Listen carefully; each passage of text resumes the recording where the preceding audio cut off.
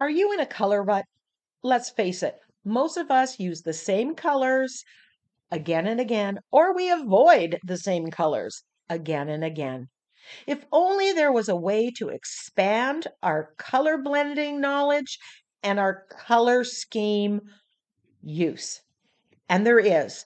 These are color dice.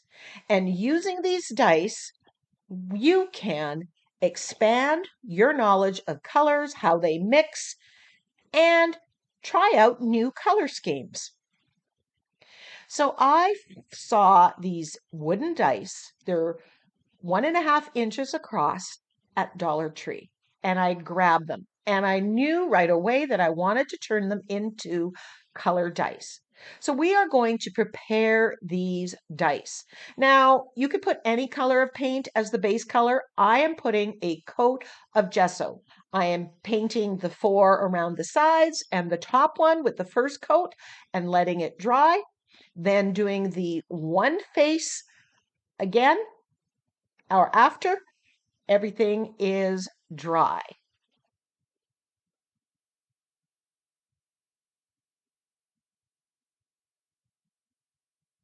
Here you see me painting the tops. And once that's dry, I'm going to flip it over and paint the bottom and last face of the cube. It wasn't quite as opaque as I wanted it, so I am giving it a second coat of gesso. You can use white paint or black paint. You could even stain it if that's the way you want to go.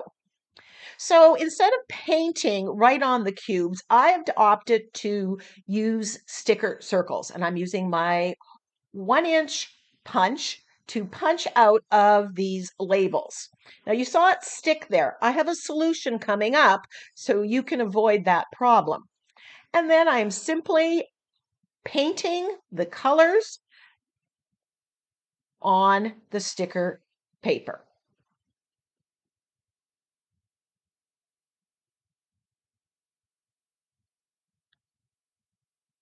I have 3 dice, so I'm going to need 18 colors. So here is a tip.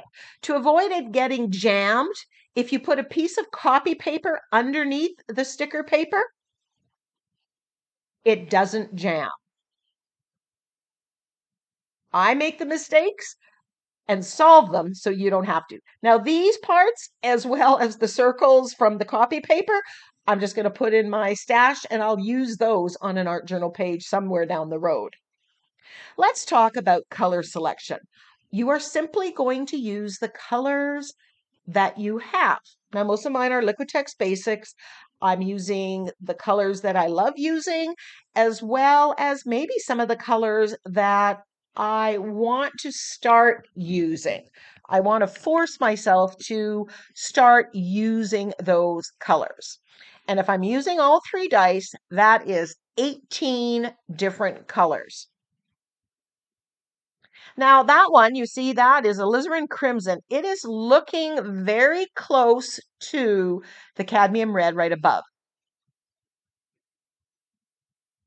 So I have decided that I'm not going to put both of them on there, but when I roll that color, I could use cadmium red or alizarin crimson. That green, I decided the same thing. I'd rather have gray. I don't use a lot of gray. Gray is great for mixing with other colors. And even as a color in of itself, I'd like to start using it more. So I want it on the dice. Now, one of the reasons that I'm using stickers as opposed to painting right on the dice is I could peel off the sticker and change up the color at a later date if I'm finding I just want to change it up. And here, instead of the alizarin crimson, I am using a brown. Now I have 2 different browns. So again, if I roll that, I'm going to use whichever brown, usually the one that I can reach the fastest. You want to make sure this completely dries. And now you're ready to, well, basically peel and stick. Really easy, right? You would think so. Now, it's a bit finicky to peel off the backing here. And definitely, as soon as I go on camera, it becomes harder, you can use a pair of tweezers that might help to peel it off. You also make sure that it's completely dry. Now, here is what you will avoid because I've done it. I actually painted the wrong side of the sticker paper. They look almost identical. So I'm going to solve that problem for you too. Once you do get the backing off, you just simply apply it to the dice. I'm not putting a coat of varnish on top because I want to change it if I want to later on. So here's the tip to avoid painting the wrong side. On the sticker paper, just paint a swatch of the colors that you want, like you see here. Once it's completely dry, you're going to use that same punch backed with copy paper and punch it out. This way you know for sure that the painted side is the sticker side. Again, problem solved. You don't have to have the problem and you can get this done way faster than me. So now back to the peel and stick. And it worked much better when the right side was painted and you get into a bit of a rhythm. So I just peeled off all the colors and I have my 3 dice, 18 colors. So let's talk about using these dice to expand our knowledge about colors, how they blend, and just different color schemes. So all you're going to do is simply roll the dice. And that is the color scheme that you are going to work with.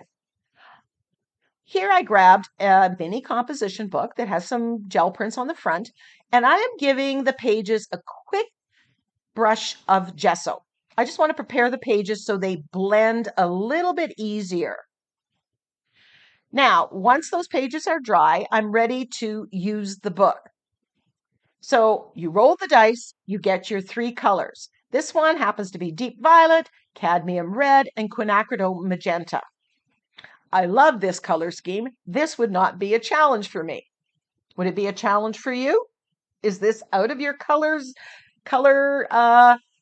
comfort zone? So I'm going to open it up to the gessoed pages and I'm going to swatch those colors. There's cadmium red, deep violet, and then quinacridone magenta.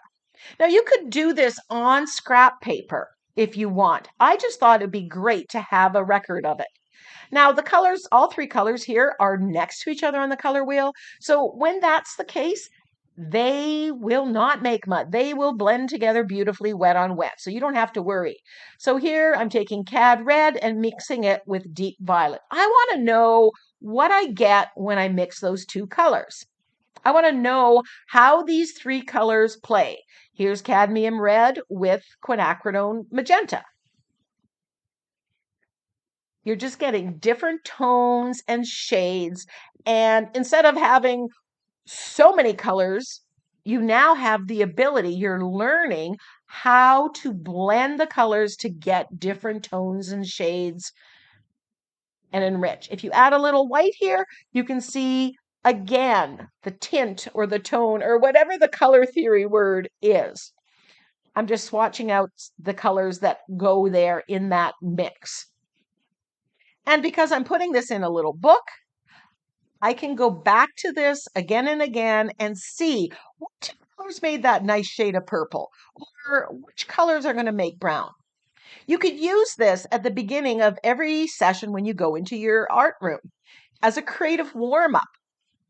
Right here on this side, I'm taking each of those colors that were rolled on the dice and mixing it with white and then a little bit of black and seeing what tints and tones that I get. This is a great exercise because look at the variation that you get. Suddenly, instead of 3 colors, you have 9 that you can use. And if you add more white or less, more black or less, you're going to end up with different colors as well.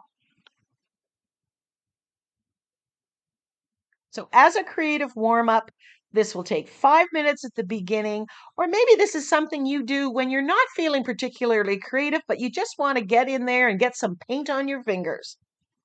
I think it's great. And I think we have a lot to learn by doing this kind of activity. And using the dice, you're not selecting anything. It's the roll of the dice, you go with it, and you figure it out.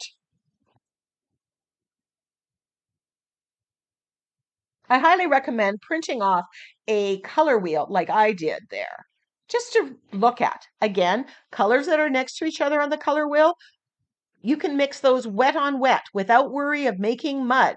If they're across from each other, you'll make mud. Now, you don't have to use paint. You can use the dice and go through your collage papers. So here are some that have the cadmium red. Here's some with quinacridone magenta. So I could use these collage papers in my art page, on my art journal, and still follow this color scheme. Interestingly enough, sometimes I've mixed these colors on the gel plate and they do work together. So let's roll another one, and I'm wanting some different colors here. So here we have 3 colors that I love separately: yellow-green, dioxazine purple, and Naples yellow. I love each of these separately, but I don't like them when they're together. And I never would have imagined putting them together. But the dice have dictated, so I am going to do some color swatching. There's the Naples yellow, dioxazine purple, and the yellow green. So let's mix the yellow green with the Naples yellow. That makes a brighter yellow. Interesting. I never would have expected that. So I've learned something. Here's the Naples yellow with the dioxazine purple. And it's kind of a muddy, muted purple. Maybe I could use that purple in something more vintage. And here is the dioxazine purple with the green, and those are kind of across each other on the color wheel, and they make something that I don't want to have. So let's add white and black to our colors. When you're adding black, add very, very little. You do not need lots. I'm really liking when I add white to these colors. That's something I've never done, but I'm liking the muted colors that are there. Ooh, I'm loving that olive green too that I kind of created. Adding white to the purple. Ooh, that's a beautiful shade. Now you can label it with the names of the paints if that's something that you need. I'm just going to avoid that step. I'm familiar enough with the colors. So we're going to check out. A music sheet is that color of Naples yellow. There's one too that has the Naples yellow with the purple already. And there's another one that will work. So I'm just going through my purple file and my green file and pulling out gel prints that I could use if I wanted to move forward and do a page with gel prints or with gel prints and paint.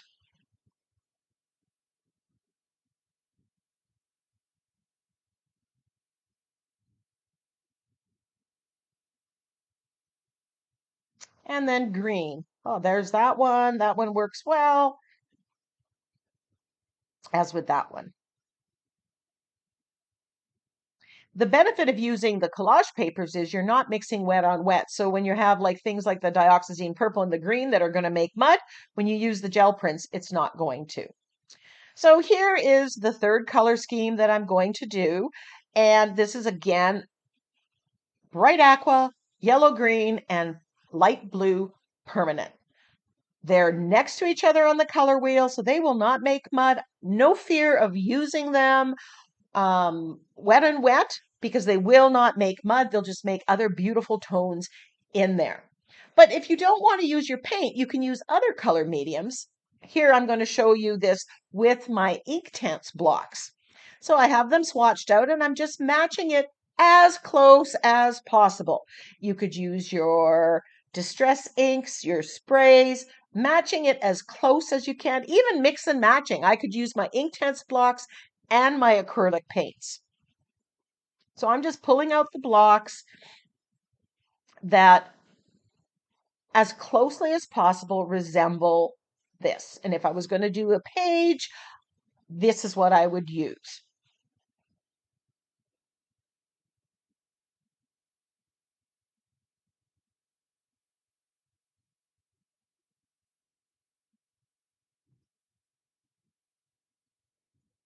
So let's do another page. And I apologize, I lost the footage. On the left hand, that is the paint mixing. And on the right, that was my Inktense box. So let's create a tag using one of the color schemes. And I'm picking the color scheme that I would never have put together. This one, the Naples yellow, the dioxazine purple, and the yellow green. There's a lot here that I want to avoid. Mixing that purple with the Naples yellow, mixing that purple with the green. Absolutely want to avoid it. I'm not going to get a color that I like. I like the lighter shades, so I'm going to use the knowledge that I discovered in my creative play. Pull it back. Ooh, here is a gel print that has purple on the green. And I'm liking that. Not sure I'm going to use the gel prints, and spoiler alert, I don't. I noticed a napkin that has the purple, it has the Naples yellow, and it has the green in it. So I know that those colors can work together if you want them to. Now I'm doing this on an 8x4 tag, and that is very deliberate. I am doing it on a smaller substrate because I am testing the waters. I'm experimenting with an unknown, unfamiliar, and really a color scheme that I would never have picked. So I don't want to do a huge page with it.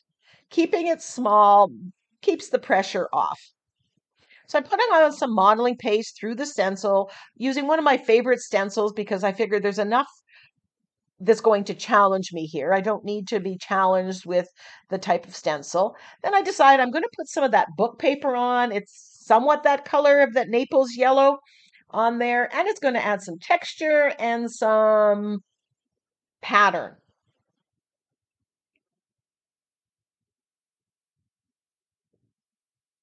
I'm using my fluid matte medium to glue it on. And then once this is dry, I'm going to cut off the excess. Now I'm taking some gesso on my brush and I'm putting gesso on to knock back some of that music paper, make it a little less predominant. And then I'm taking some of the yellow green with gesso, I'm lightening it and putting it on all over. I'm also adding a little bit of the Naples yellow in there. Here's me put the Naples yellow.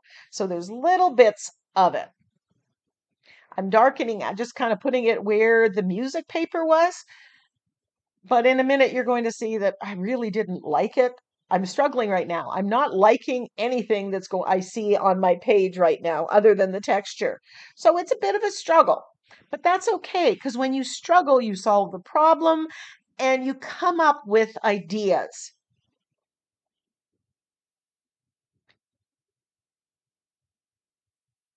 So I keep adding a little bit more, and then I'm not liking the music notes, so I'm adding more gesso and really knocking it quite back.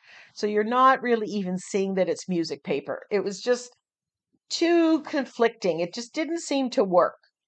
So, like anything. And then I'm just adding more of that yellow green, making it a little brighter, less muted, and then adding even more of that Naples yellow here, there in that texture. But I'm still not happy with it. Here I'm adding the Naples yellow. That's warming it up a little bit. Kind of sort of liking those colors together, but who are we kidding? I would never put them together. I decided I needed to add some contrast. So I grabbed this stamp, putting black acrylic paint on it. And as soon as I stamped it on there, it's like, yes, this needed contrast to the whole page. It needed a little bit more of something. And this was the solution. I'm grunging it up a little bit, making it all work together. Grabbed this bubble stamp, adding black acrylic paint, and just stamping on that. Again, grunging it up. I'm ready to edge the tag. I got black acrylic paint on here. I'm not sure how I'm going to incorporate the purple, but I know I still have to. I was looking through focal points, decided not to use that napkin, grabbed that purple, I lightened it with white gesso, and I found this flower stencil and I put that on there and I'm like, okay, well, that's not too bad. So the second one, I thought I'm going to put three down the middle. So the second one, I thought, what would happen if I make that a little bit more purple, less muted, less white? So that's what I'm doing here. Deepening the color. Maybe going for a little more contrast. I'm loving that stamping that I did. And oh, I love that one. That one. So I'm going to put the stencil back here and darken that one. So I'm kind of happy. I'm thinking, okay, this will work.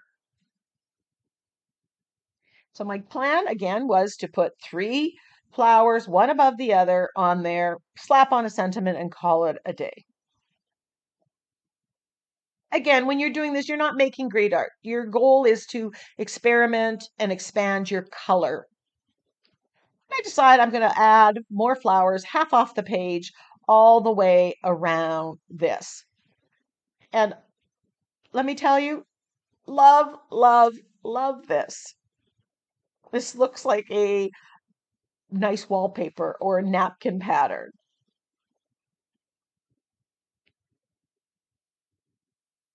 So I'm feeling very happy right now. I'm thinking, "Oh, I won. I took these three colors that I would never put together and I made them work." Now I grab my black and I'm edging the page a little bit more to frame it.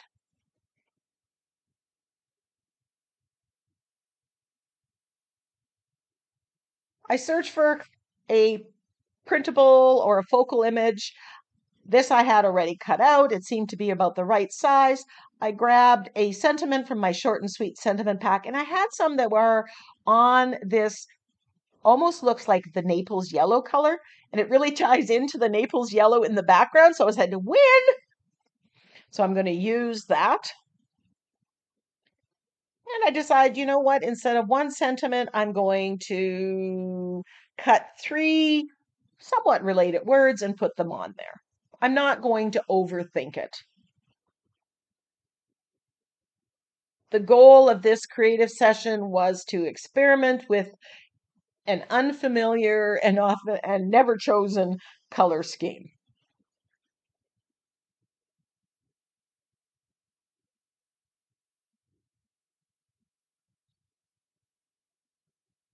Would you ever use these three colors together?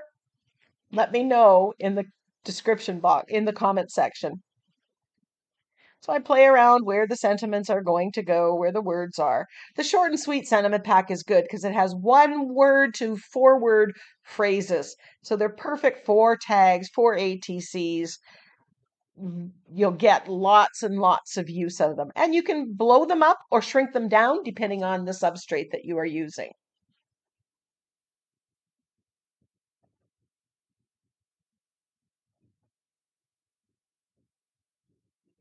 And then I'm just gluing down my little fairy. But if you don't have a fairy, you could put a different flower. You could put a butterfly. I decide to bring some of that Naples yellow into the focal image and I paint her hair Naples yellow. I decide, oh, I'm going to splatter with gold because the gold is almost the color of Naples yellow. And then I decide to paint the wings of this fairy.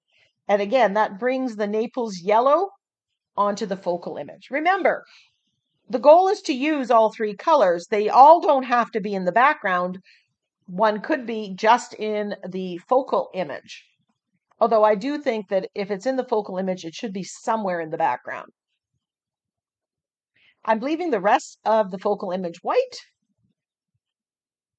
grab my Posca pen to outline my sentiments and to line around the tag, which I think that just finishes off the tag nicely. And there we have the tag using Naples yellow, dioxazine purple, and yellow green. An odd combination, but yeah, I made it work. Let me know what you think of this tag in the description box. Now go to Dollar Tree, grab yourself some dice, and make your own dice so that you can get out of your color scheme rut.